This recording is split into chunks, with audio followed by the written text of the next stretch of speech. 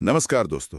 एक ऐसे योद्धा के विषय में विचार करें जो साक्षात मृत्यु को, हाँ, मृत्यु को ही पराजित करना चाहता था। एक ऐसा शूरवीर जिसने भयंकर मायावी राक्षसों से युद्ध किया। जिसने स्वयं स्वर्ग के देवताओं के अहंकार को चुनौती दे डाली। निस्संदेह, परंतु अंत में उसे एक ऐसी शक्ति के समक्ष घुटने टेकने पड़े जिसे आज तक ब्रह्मांड का कोई भी प्राणी पराजित नहीं कर सका है। मृत्यु। हाँ, मृत्यु। यह कथा किसी साधारण मनुष्य की नहीं है। यह संसार के सबसे प्राचीन महाकाव्य की कथा है। लगभग 4 सहस्त्राब्दी पूर्व लिखी गई एक अत्यंत शक्तिशाली और भावपूर्ण गाथा। यह कथा है उरूक नगर के महान राजा गिलगमेश की। और इस महान कथा को मिट्टी की पट्टिकाओं पर उकेरा था महान रचयिता सिनलेकी उन्नीनी ने। उरूक प्राचीन मेसोपोटामिया की तप्त भूमि पर बसा हुआ एक महाकाय नगर। ये कोई सामान्य बस्ती नहीं थी। सत्य कहा, यह अत्यंत विशाल, गगनचुंबी और अभेद्य दीवारों से घिरा हुआ एक समृद्ध नगर था। जब सूर्य का प्रकाश उन पकाई गई ईंटों पर पड़ता था तो मानो संपूर्ण नगर स्वर्ण की भांति चमक उठता था। और इन अभेद्य दीवारों के भीतर निवास करती थी मानव इतिहास की एक अत्यंत महान सभ्यता। इस पूरी सभ्यता, इस अपार शक्ति का एकमात्र स्वामी और सिंहासन का अधिकारी था राजा गिलगमेश। इन ऐतिहासिक लेखों में गिलगमेश का जो वर्णन मिलता है वो अत्यंत अद्भुत है। वो कोई साधारण मानव नहीं था। उसके रक्त में देवों और मनुष्यों का एक अभूतपूर्व मिश्रण था। 2/3 देवता और केवल 1/3 मनुष्य। उसकी शारीरिक संरचना इतनी भव्य और विशाल थी कि उसे देखने मात्र से शत्रुओं के हृदय भय से कांप उठते थे। उसकी भुजाओं में असीमित बल था। पूरे भूमंडल में कोई ऐसा शूरवीर नहीं था जो युद्ध भूमि में उसके समक्ष खड़ा होने का तनिक भी साहस कर सके। वो पूर्णता अजेय था। परंतु जहां असीमित और अनियंत्रित शक्ति होती है, जहां किसी का कोई अंकुश नहीं होता, वहीं जन्म लेता है एक अत्यंत भयंकर विकार, अहंकार। और यही मेरा एक प्रश्न है, क्या यह केवल एक सामान्य राजा का अभिमान था? कदापि नहीं। यह कोई साधारण अभिमान नहीं था, अपितु एक विनाशकारी उन्माद था। गिलगमेश का अहंकार एक प्रचंड अग्नि का रूप ले चुका था। शक्ति के उस उन्माद में वो रक्षक से भक्षक बन गया। उसने अपनी ही प्रजा पर अत्यंत क्रूर अत्याचार करने आरंभ कर दिए। उरुक के निवासियों का जीवन घोर अंधकारमय हो गया। किसी भी प्राणी को तनिक भी स्वतंत्रता प्राप्त नहीं थी। पुरुषों को अत्यंत कठोर और अमानवीय श्रम के लिए विवश किया जाता ताकि उरुक की विशाल दीवारों का निर्माण कभी न रुके। परिवारों को उनके मूलभूत अधिकारों से वंचित कर दिया गया। नवविवाहित वधुओं पर राजा का प्रथम अधिकार होता था। नगर का कोना कोना उसके क्रूर शासन से त्रस्त था। लोग अपने ही घरों में बंदी बन चुके थे और उनके जीवन में कोई आशा शेष नहीं थी। प्रजा के उस अथाह दुख और उनकी करुण पुकार ने अंततः स्वर्ग के देवताओं को भी विचलित कर दिया। जब सहनशीलता की समस्त सीमाएं लांघ गईं, तब उरुक की पीड़ित प्रजा ने अपने अश्रुपूर्ण नेत्र आकाश की ओर उठाए। उनकी प्रार्थनाओं में गहरी वेदना थी। हे देवगण, हमें इस अत्याचारी राजा के प्रकोप से मुक्त कीजिए। उरुक की पवित्र भूमि अब रक्त और आंसुओं से भीग चुकी है। प्रजा की इस हृदय विदारक पुकार को देवता अनदेखा नहीं कर सके। देवताओं ने जब पृथ्वी की ओर दृष्टि डाली तो उन्होंने देखा कि गिलगमेश की शक्ति अत्यंत असंतुलित और प्रलयंकारी हो चुकी है। ब्रह्मांड का नियम है कि जब एक शक्ति अपनी सीमा से बाहर हो जाए तो उसे नियंत्रित करने के लिए उसके ही समान एक दूसरी शक्ति का निर्माण करना अनिवार्य हो जाता है। बिल्कुल, मेरा तात्पर्य है पूर्णतः सत्य। इसी परम सत्य को आधार मानकर देवी अरुरु ने एक अभूतपूर्व निर्णय लिया। एक ऐसा निर्णय जो उरुक का इतिहास सर्वदा के लिए बदलने वाला था। देवी अरुरु ने अपने हाथों में पवित्र मिट्टी उठाई। उस निर्जीव मिट्टी को उन्होंने एक आकार दिया और उसमें प्राण फूके, और तब जन्म हुआ एक और महाबली का। उसका नाम था एनकिदु। उसका जन्म किसी भव्य राजमहल के रेशमी वस्त्रों के मध्य नहीं हुआ था। उसका जन्म वनों की अत्यंत गहरी और रहस्यमयी छाओं में हुआ था। वो पूर्णतः जंगली था, प्रकृति का एक शुद्ध और अभिन्न अंग। उसके विशाल शरीर पर घने बाल थे और वह हिंसक पशुओं के साथ वनों में उन्मुक्त दौड़ता था। वह जल स्रोतों पर वन्य जीवों के साथ जल ग्रहण करता था। उसे मानव सभ्यता, छल, कपट या राजनीति का तनिक भी ज्ञान नहीं था। एनकिदु उस जल की भांति निर्मल था जो ऊंचे पर्वतों से निकलता है। परंतु नियति को कुछ और ही स्वीकार्य था। उसे वनों के एकांत से निकालकर सभ्यता के प्रकाश में लाना अत्यंत आवश्यक था, क्योंकि वही गिलगमेश का एकमात्र उपचार था। धीरे धीरे, अत्यंत स्वाभाविक रूप से एनकिदु का परिचय मानव सभ्यता से कराया गया। शम्हात नाम की एक स्त्री ने उसे मानव जीवन के रहस्य समझाए। उसने पहली बार पके हुए भोजन का स्वाद ग्रहण किया, अपने विशाल शरीर को वस्त्रों से ढका और मानव जीवन की गहरी संवेदनाओं को समझा। जैसे जैसे वो सभ्य होता गया, वन्य पशुओं ने उससे दूरी बना ली। अब वो पूर्णतः मानव बन चुका था और इसी ज्ञान के साथ उसके कानों तक पहुंची उरुक के लोगों की वो करुण पुकार। जब एनकिदु ने गिलगमेश के अमानवीय अत्याचारों, नवविवाहितों के अपमान और उसके भयंकर अहंकार के विषय में सुना, तो उसके भीतर का सोया हुआ प्रचंड योद्धा जाग उठा। उसकी रगों में बहने वाला रक्त खौलने लगा। उसने एक अटल संकल्प लिया, वो उरुक जाएगा और उस अत्याचारी राजा के अहंकार को उसी की मिट्टी में मिला देगा। वह दिन उरुक के इतिहास का सबसे भयंकर दिन था। उरुक नगर का वो विशाल मुख्य द्वार, जहां एक विवाह समारोह चल रहा था और अनगिनत नागरिक एकत्रित थे। गिलगमेश अपने राजसी अहंकार में आगे बढ़ रहा था, परंतु एकाएक उसका मार्ग रोक लिया गया। उन नागरिकों के मध्य आमने सामने खड़े थे दो अजेय महाबली। एक और गिलगमेश, जो देवों का अंश था, जिसे पराजय का कोई अनुभव नहीं था, और दूसरी ओर एनकिदु, जो प्रकृति की अदम्य शक्ति का साक्षात प्रतीक था। महाशक्तियां आपस में टकराईं तो मानो समय की गति वहीं रुक गई। धरती उनके भयंकर पदचापों से कांप उठी। उनके प्रहार इतने तीव्र और प्रलयंकारी थे कि उरुक की विशाल और अभेद्य दीवारें भी थरथराने लगीं। इमारतों के द्वार टूट गए। यह कोई साधारण मानवों का युद्ध नहीं था, यह दो महासागरों का महाटकराव था। प्रहार पर प्रहार होते रहे। घंटों तक ये भयंकर संघर्ष चलता रहा, परंतु दोनों में से कोई भी पीछे हटने को प्रस्तुत नहीं था। दोनों के शरीर रक्त से लथपथ हो चुके थे, सांसें उखड़ रही थीं, परंतु भुजाओं का बल रत्ती भर भी कम नहीं हो रहा था। और फिर युद्ध के उस चरम बिंदु पर एक अत्यंत अद्भुत क्षण आया, एक ऐसा क्षण जिसने रक्तपात को रोक दिया। लड़ते लड़ते उन दोनों महाबलियों को यह तीव्र आभास हुआ कि वे दोनों पूर्णतः समान हैं। उनकी शक्तियां एक दूसरे के सर्वथा बराबर हैं। कोई भी दूसरे को पराजित नहीं कर सकता।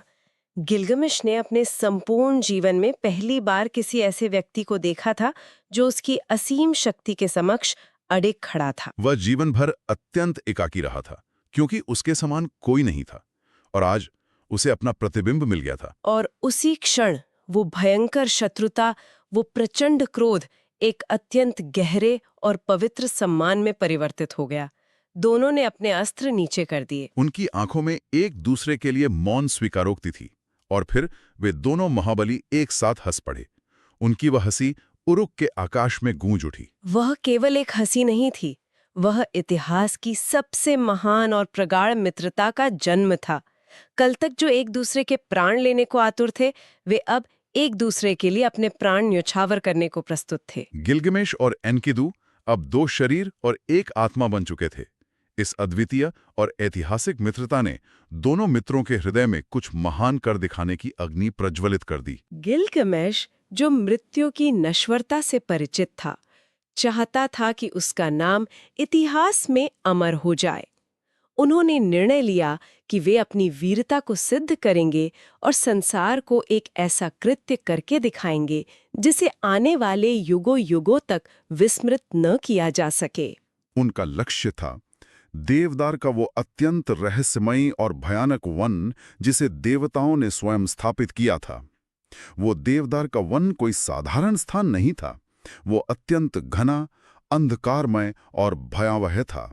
और उस वन का रक्षक था एक अत्यंत खूंखार और मायावी राक्षस, हुम्बाबा। हुम्बाबा का स्वरूप इतना डरावना था कि उसका नाम सुनकर ही शूरवीरों के हृदय भय से जम जाते थे। उसका मुख 7 परतों वाले आवरण से ढका था। जब वो राक्षस गर्जना करता तो ऐसा प्रतीत होता मानो आकाश फट पड़ा हो, और धरती फट गई हो। उसकी सांसों में साक्षात मृत्यु का वास था। एनकीदू, जो प्रकृति से आया था, हुम्बाबा की शक्ति को भली भांति जानता था। आरंभ में उसके हृदय में भय उत्पन्न हुआ, परंतु गिलगमेश ने अपने मित्र का साहस बढ़ाया। वे निर्भय होकर उस भयानक वन में प्रविष्ट हुए। वहां उनका सामना उस दानव से हुआ। वो युद्ध इतना भयंकर था कि सदियों पुराने विशाल वृक्ष जड़ से उखड़ गए। हुम्बाबा के प्रहार प्राणघातक थे। वो निरंतर अपना स्वरूप बदल रहा था। परंतु दोनों मित्रों ने एक दूसरे की अभेद्य ढाल बनकर युद्ध किया। सूर्य देवता शामा, जिन्होंने प्रचंड हवाओं को हुम्बाबा की ओर भेजा, उनकी सहायता से और अपने अदम्य साहस के बल पर अंततः उन दोनों ने उस अजेय राक्षस हुम्बाबा को मृत्यु के घाट उतार दिया। उन्होंने उस रहस्यमयी वन पर विजय प्राप्त कर ली।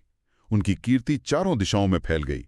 उनकी गाथाएं गाई जाने लगी। परंतु इस महान विजय ने उनके भीतर एक ऐसा नया अहंकार उत्पन्न कर दिया जिसे स्वर्ग के देवता कदापि स्वीकार नहीं कर सकते थे। उन्होंने देवदार के विशाल वृक्षों को काटकर उरुक के लिए द्वार बनाए। देवताओं के नेत्रों में इस कृत्य के प्रति रोष उत्पन्न होने लगा था, और ये रोष तब एक भयंकर ज्वाला में परिवर्तित हो गया जब स्वयं स्वर्ग की देवी इश्तर उरुक पधारी। देवी इश्तर, जो प्रेम और युद्ध की देवी थीं, गिलगमेश की उस असीम वीरता, उसके भव्य स्वरूप और उसके स्वर्णिम वस्त्रों को देखकर अत्यंत मोहित हो गई थीं।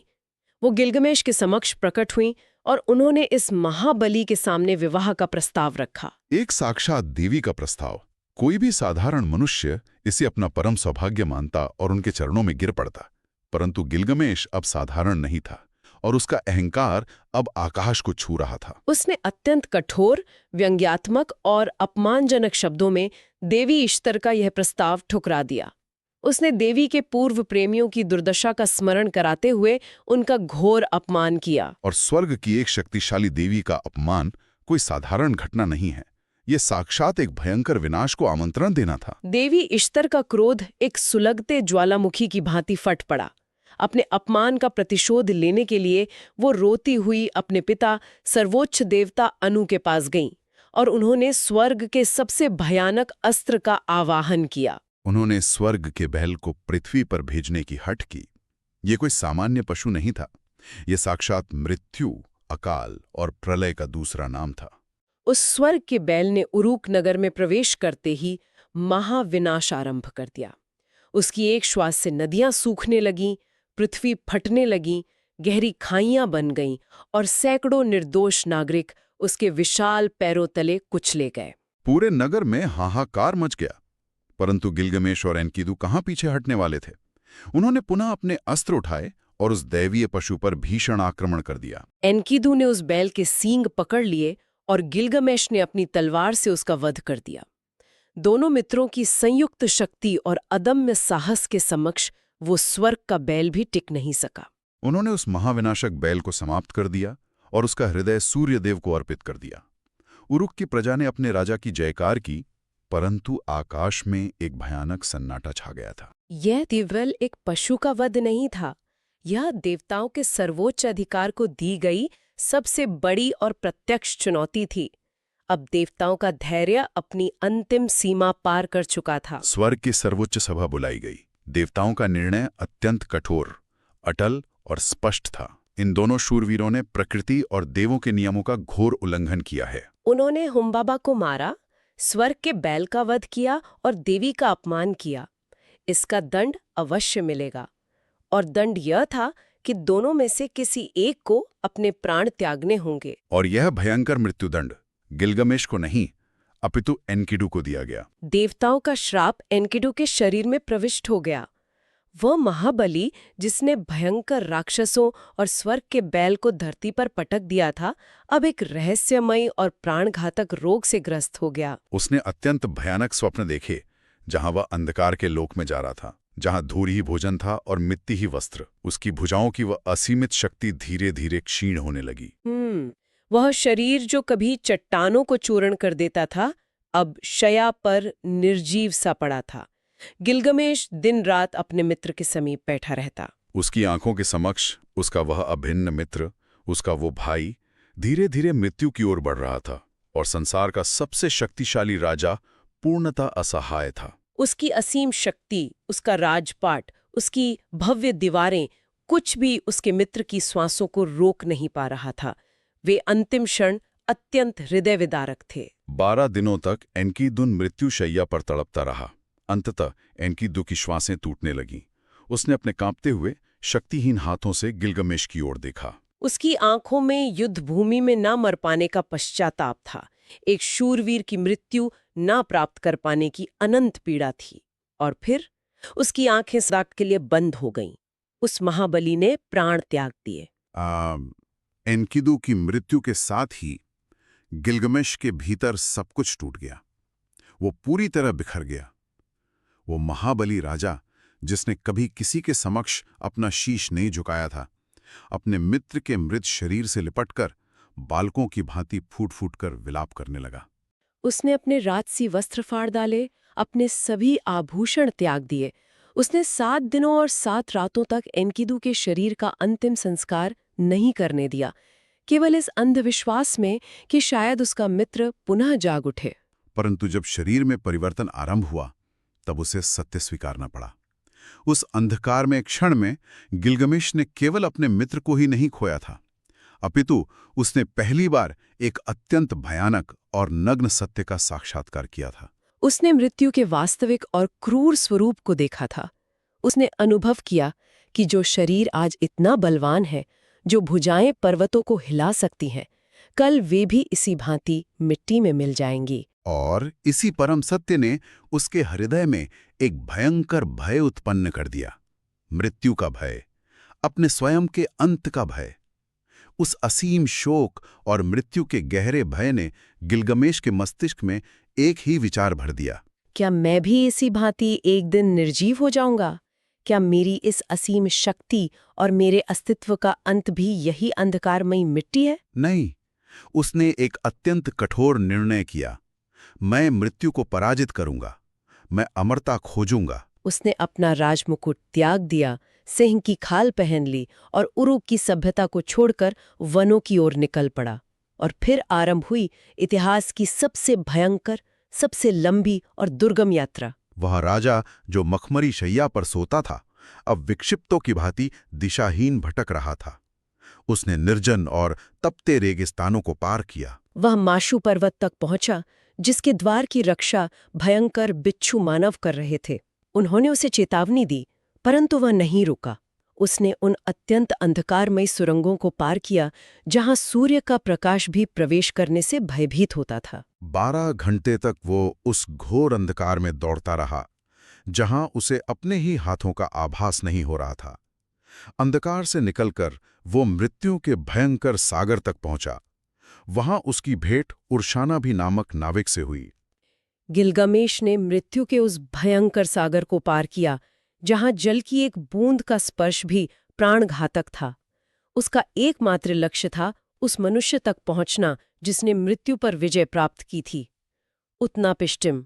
वो महान पुरुष जो उस प्राचीन और भयंकर प्रलय से जीवित बच गया था और जिसे देवताओं ने प्रसन्न होकर अमरता का वरदान दिया था। गिलगमेश को पूर्ण विश्वास था कि उत्नापिष्टिम उसे अमर होने का मार्ग अवश्य बताएंगे। अथक परिश्रम, भूख, प्यास और असहनीय पीड़ा सहन करने के पश्चात अंततः गिलगमेश उत्नापिष्टिम के समक्ष उपस्थित हुआ। उसकी आंखें लाल थीं, शरीर पर अनगिनत घाव थे, चेहरा सूर्य की तपन से झुलस चुका था और वो अत्यंत दुर्बल हो चुका था। उसने उत्नापिष्टिम के समक्ष हाथ जोड़कर प्रार्थना की, हे अमर पुरुष, मुझे वो रहस्य बताइए। मैं अपने मित्र की भांति मरना नहीं चाहता, मुझे मृत्यु से बचना है।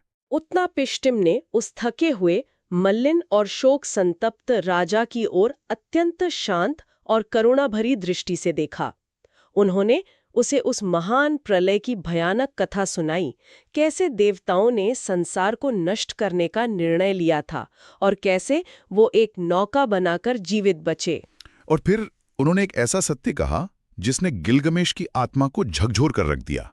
उत्नापिष्टिम ने अत्यंत गंभीर स्वर में कहा, हे गिलगमेश, अमरता मनुष्यों के लिए नहीं बनी है। जो इस संसार में जन्म लेता है, उसका अंत निश्चित है। निद्रा मृत्यु का ही एक रूप है। देवताओं ने जब मानव का निर्माण किया तो मृत्यु को उसका भाग्य बना दिया और जीवन को अपने हाथों में रख लिया। उत्नापिष्टिम ने गिलगमेश की परीक्षा लेने के लिए उसे केवल 7 दिनों तक जागृत रहने को कहा। जो मृत्यु को जीतना चाहता है उसे पहले निद्रा को तो जीतना ही चाहिए। परंतु थका हुआ गिलगमेश तुरंत ही गहरी निद्रा में मग्न हो गया और 7 दिनों तक सोता रहा। जब वो जागा तो उसे अपनी दुर्बलता का आभास हुआ। वो वहीं घुटनों के बल गिर पड़ा। उसकी ये अपार पीड़ा और विलाप देखकर उत्नापिष्टिम और उनकी पत्नी के हृदय में दया उत्पन्न हुई। उन्होंने उसे एक अत्यंत गुप्त रहस्य बताया। अमरता तो नहीं, परंतु समुद्र के सबसे गहरे अंधकार में कांटों वाला एक ऐसा चमत्कारी पौधा है जो मनुष्य का यौवन लौटा सकता है, जो वृद्धावस्था को मिटा सकता है। यह सुनते ही गिलगमेश के भीतर पुनः एक नई ऊर्जा का संचार हुआ। उसने अपने पैरों में भारी पत्थर बांधे और उस अतल समुद्र की अथाह गहराई में छलांग लगा दी। मृत्यु को सीधे चुनौती देते हुए, अपनी सांसें रोककर, कांटों से अपने हाथ लहूलुहान करते हुए उसने अंततः वह रहस्यमयी पौधा प्राप्त कर ही लिया। वह अत्यंत प्रसन्न था। उसने निर्णय लिया कि वह उरुक जाकर सबसे पहले वृद्धों को यह पौधा खिलाएगा और फिर स्वयं खाएगा। अब उरुक में कोई वृद्ध नहीं होगा। वह उस चमत्कारी पौधे को अपनी छाती से लगाए अत्यंत सावधानी से अपनी वापसी की यात्रा पर निकल पड़ा। कई दिनों की यात्रा के पश्चात मार्ग में अत्यंत थकावट होने के कारण उसने एक शीतल सरोवर के समीप विश्राम और स्नान करने का निर्णय लिया।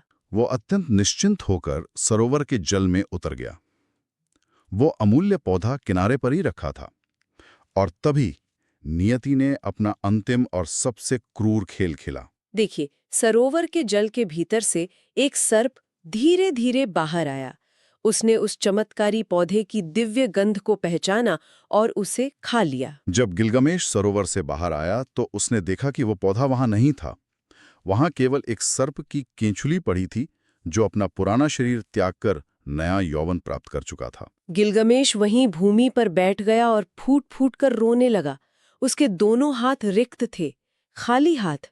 इतने वर्षों का कठोर संघर्ष, इतनी भयानक पीड़ा, इतना अदम्य साहस, मृत्यु के सागर को पार करना, सब कुछ व्यर्थ हो गया। उस क्षण उसे ये पूर्णतः स्पष्ट हो गया कि मनुष्य चाहे कितना भी बलवान क्यों ना हो, चाहे वो देवताओं का अंश ही क्यों ना हो, वो मृत्यु और नियति को कभी पराजित नहीं कर सकता। गिलगमेश अत्यंत भारी कदमों से बिना किसी अमृत के अपने नगर उरुक वापस लौट आया। परंतु वह अब अहंकारी और क्रूर राजा नहीं था। वह एक पूर्णतः परिवर्तित, शांत और ज्ञानी मनुष्य था। जब वह उरुक पहुंचा तो उसने उर्शानाबी से कहा कि वह नगर की दीवारों पर चढ़े। उसने अपने नगर की उन विशाल गगनचुंबी दीवारों को निहारा, उन मजबूत पकाई गई ईंटों को देखा, उरुक के बागों और खेतों को देखा, उस भव्यता को देखा जो उसकी अनुपस्थिति में भी अडिग खड़ी थी। और वहीं खड़े होकर जीवन के सर्वोच्च और अंतिम भावनात्मक शिखर पर गिलगमेश को वह परम सत्य समझ आ गया जिसकी खोज में वह भटक रहा था। उसे ज्ञात हो गया कि ये हाड़ मांस का शरीर कभी अमर नहीं हो सकता। ये नष्ट होने के लिए ही बना है। असली अमरता शरीर को संरक्षित करने में कदापि नहीं है। असली अमरता निवास करती है मनुष्य के कर्मों में, उसके द्वारा किए गए निर्माण में, उसकी प्रजा के कल्याण में, उन 7 ऋषियों द्वारा रखी गई नींव में और उसकी उन स्मृतियों में जो वह अपने पीछे छोड़ जाता है। सत्य है, शरीर नश्वर है, मनुष्य इस संसार से अवश्य चला जाता है, परंतु उसकी कथा, उसके महान कार्य युगों युगों तक जीवित रहते हैं, ठीक गिलगमेश की भांति। मृत्यु ने उसकी शरीर को तो मिटा दिया, परंतु उरुक के उस महान राजा को और एंकिदु के साथ उसकी मित्रता को वो कभी नहीं मिटा सकी। और अब एक क्षण के लिए विचार करें, आज के इस तकनीकी युग में जहां हम कृत्रिम बुद्धिमत्ता के माध्यम से अपनी स्मृतियों, अपने स्वर और अपने विचारों को अंकीय स्वरूप में सर्वदा के लिए संजोने का प्रयास कर रहे हैं, क्या हम भी अनजाने में उसी अमरता की खोज में नहीं भटक रहे हैं जिसके लिए 4 सहस्र वर्ष पूर्व गिलगमेश भटका था? क्या मृत्यु का वो आदिम भय आज भी हमारे भीतर उसी प्रकार जीवित नहीं है? यह एक अत्यंत गहरा और मार्मिक प्रश्न है। यदि इस प्राचीन गाथा की गहराई ने, गिलगमेश के इस लंबे, भावपूर्ण और भयानक संघर्ष ने आज श्रोताओं के हृदय को छुआ हो, यदि इस कथा ने आपके भीतर कोई तार झंकृत किया हो, तो इस वीडियो को लाइक अवश्य करें, इसे अपने मित्रों के साथ शेयर करें, कमेंट करके अपने विचार प्रकट करें और हाँ, चैनल को सब्सक्राइब करना ना भूलें। नमस्कार।